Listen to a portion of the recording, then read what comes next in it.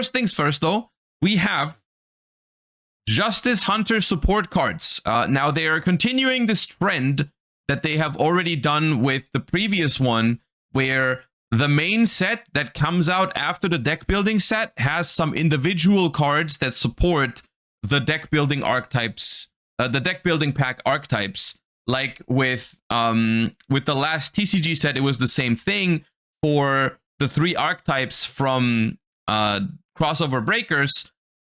In Malice, Ryziel, and Yugioh, there was an technically independent card that was not officially part of the archetype, but it was a support card for the archetype, right? Like Eclipse Twin for Ryziel, the little the format skipper, Retrain for Malice, and the what was the thing for Yugioh? I forget. It was like a new level 10 monster, I think, that was supposed to be good in Yugioh, but Yugioh just wasn't good, so that didn't really work out. But yeah, the same thing is happening in the next set, Duelist Advance, over in the OCG, and it's bringing individual support cards for K9, Dragon Tail, and Yummy, and we're going to take a quick look at those. First thing first, we have a Dragon Fusion monster, so I'm assuming this is the Dragon Tail support, or meant to be the Dragon Tail support. Sacramentum Dragoon, level 8 Light Dragon Fusion, 3000 attack, 1500 defense, requires a Dragon monster and a Spellcaster monster. Now, without double checking, I would assume that the Dragon Tail deck, maybe the main deck monsters are Spellcasters. I'm just guessing here because otherwise that wouldn't make a whole lot of sense. But anyways, relatively generic, so that's neat. And you can only use the 3rd effect of this card's name once per turn. Loses 100 attack for each of your banished cards. Your opponent's special summoned dragon and spellcaster monsters cannot activate their effects while this fusion summoned card is in the monster zone. Okay, so that, I'm not a huge fan of that effect on a card because it's kind of specific, and like in some matchups that's going to be very oppressive, in other matchups it's not going to matter. Specifically the mirror match, I feel like if the deck is mostly dragons and spellcasters, would become very weird with this card. Like that's just awkward, right? That's just not great design to give a deck a floodgate for the mirror match, which is like giga annoying.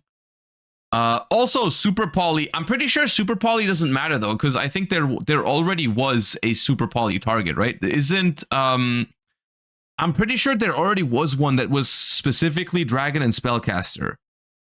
What was it called again? It was like they played it for a while too in some deck. Mysterion, that's the one. Hold up, Mysterion, the Dragon Crown or something. Yeah, that is already Spellcaster Dragon. This thing. So that is not relevant. I mean, it's still relevant, but like, it's not a new combination of Super Poly. You can target one dragon and one spellcaster in your grave, special summon one of them, and if you do, place the other on the bottom of the deck. Okay, yeah, the second effect is cool, gives you revive and recycle. Not a fan of the second part here, because it just, yeah, once again, it makes mirror matches super awkward. If it's the entirety of, yeah. If it's like, if the entire deck is spellcaster dragon, that's a super toxic card in the mirror match. So I'm not a huge fan of this. This might be like, genuinely, it's meant to support Dragon Tail, but to me, it makes the deck like less attractive to play. Because if this card exists, I might not want to play it. Whereas if it doesn't exist, then I might want to play it. So it's weird, right? Kind of weird. It does only affect special summoned dragons and spellcasters, so like it doesn't stop your graveyard effects from triggering. It doesn't stop your normal summons, so maybe there's ways around it. But it's yeah.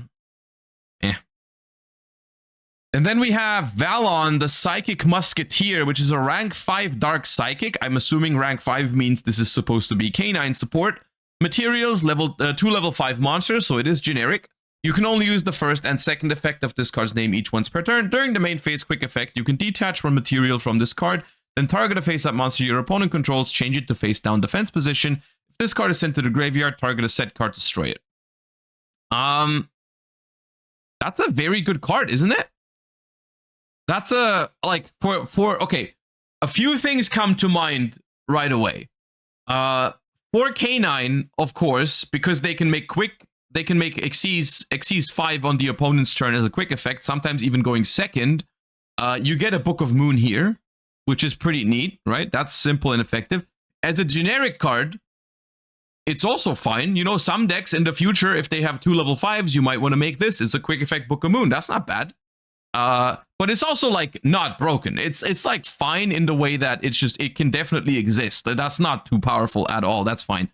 The last effect here, funnily enough, someone's already mentioned it in the chat, but you can send this card for X Ryziel and pop a set card, which is neat.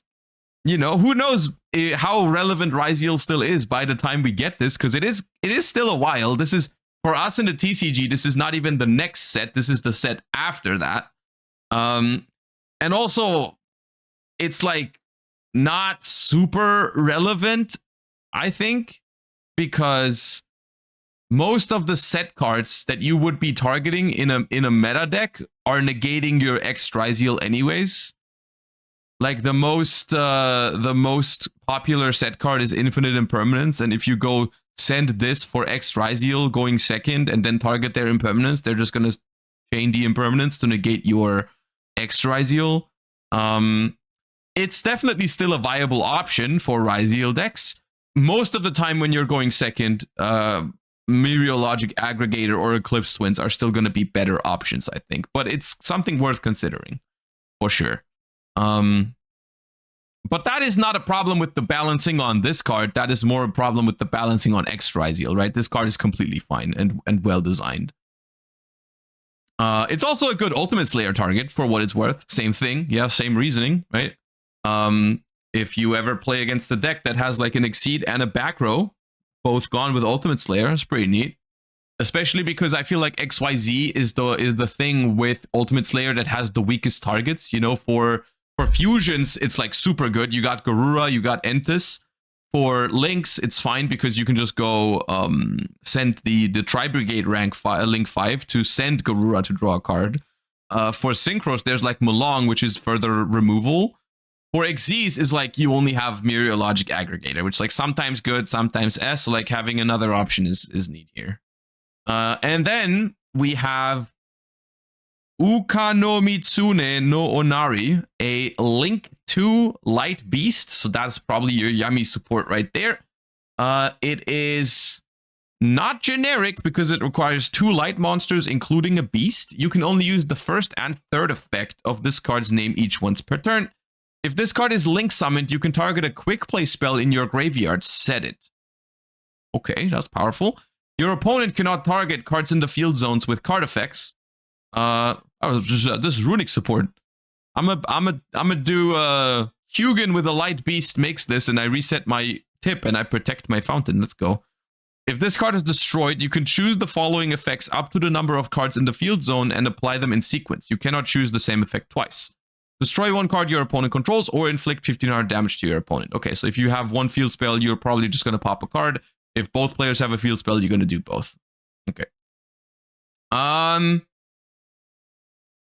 This is the hardest one for me to evaluate because I'm not entirely like Yummy is the most, I feel like the most combo heavy deck of the 3 new archetypes. It's the deck that at the moment, without having played it, I have the hardest time understanding exactly how much it needs this kind of card. It seems like a pretty solid card in general. So I would assume Yummy will appreciate it. But it seems pretty good. It seems pretty good. All 3 of these cards seem pretty good to me overall. It's just going to depend on how good are they in the specific context of the individual decks. Like, is this exactly something that Yummy needed? Is this exactly something that K9 needed? Is this exactly something that Dragontail needed?